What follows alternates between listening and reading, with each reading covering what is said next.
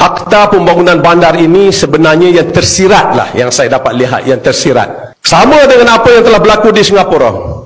Mereka akan buat displacement ataupun pengalihan semula, perpindahan semula. Mereka akan mencaturkan kependudukan semula penduduk suatu kawasan tersebut dengan apa yang berlaku, yang sedang berlaku sekarang pun.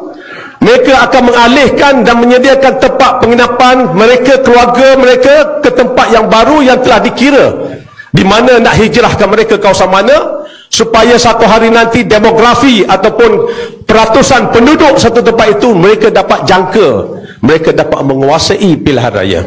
Pernah dengar ada Razak Mansion? Razak Mansion dulu adalah walk-up flat, satu bangunan yang mempunyai 4 tingkat yang tidak ada lift, panjat naik ke atas, dan ada lebih kurang 400 keluarga di Razak Mansion yang dahulu, dan semuanya kebanyakannya ada orang Melayu. 400 keluarga di kawasan yang hampir tak sampai 5 ekar.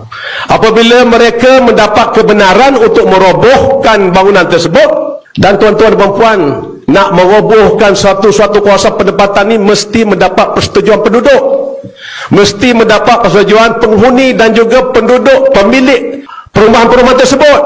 Dan kalau akta strata yang asalnya hendaklah mendapat 100% persetujuan daripada penduduk, baru mereka boleh, kerajaan boleh memberi hak kepada pemaju di atas asas untuk membina semua kawasan tersebut, untuk sama ada menaikkan lagi ekonomi kawasan tersebut atau meningkatkan lagi taraf hidup dan berbagai-bagai perkara-perkara yang dapat dijatakan di atas keperluan usaha tersebut, barulah boleh diberikan setelah mendapat konsen ataupun persetujuan 100% daripada penduduk. Tapi kalau URA yang akan dibentang ni mungkin akan diturunkan lagi, dipanggil sebagai threshold.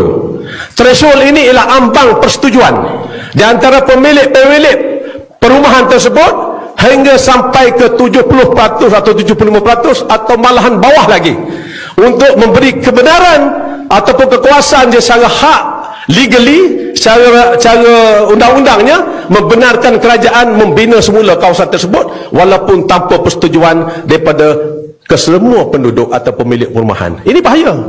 Ini bahaya. Kalau kita lihat di Razak Mansion tadi, setelah diroboh 4 tingkat, 400 keluarga, berapa blok lah? 4 blok ke 3 blok.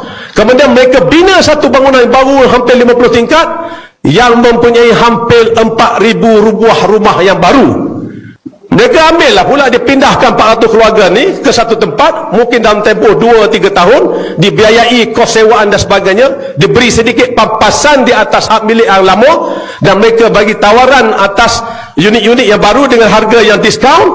Tetapi penambahan penduduk di tapak yang sama yang hampir 5 ekar tadi, daripada 400 keluarga menjadi 4,000 keluarga. Dan kebanyakan ada keluarga-keluarga baru itu adalah bukan orang Bumiputera seperti mana yang ada di Razak Mansion dulu. Percaturan dipanggil ke demografi, nak mengalihkan bagaimana peratusan penduduk satu kawasan lokaliti itu mereka mendapat majoriti. Dan ini akan berlaku di banyak tempat di seluruh di bandar-bandar baru, seperti mana yang dimaklumkan oleh Ngah Koming, mengatakan bahawa 1,300 ekar kawasan yang akan dikenal pasti untuk dibangun semula di Kuala Lumpur, termasuk kawasan-kawasan yang pernah dibina oleh PKNS dan juga DBKL. Yang PKNS itu flat-flat lama, macam tadilah Razak Mansion tu PKNS yang bina.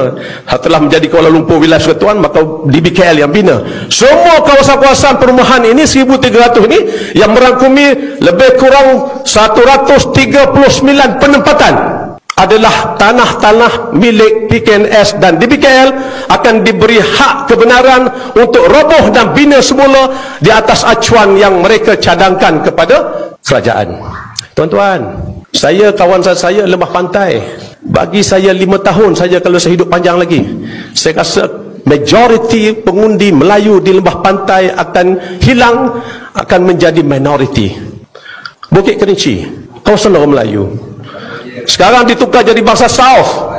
Sekarang dipakai Central Park.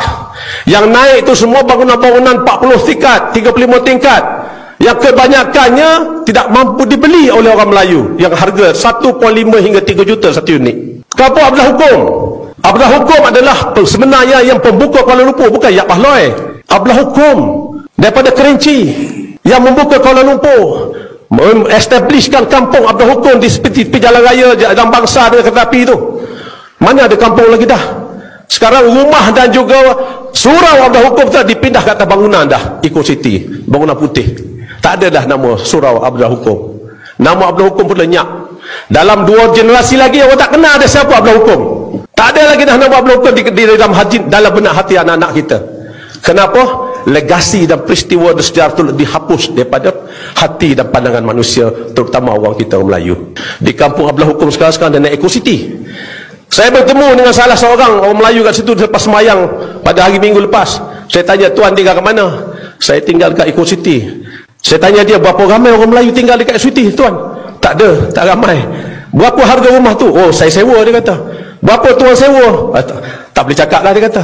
Dengan hanya 2 bilik sahaja, 1,000 kaki persegi, sewaan saja yang saya tanya awak tu adalah 4,000 sebulan sewa. Mana orang Melayu boleh sewa?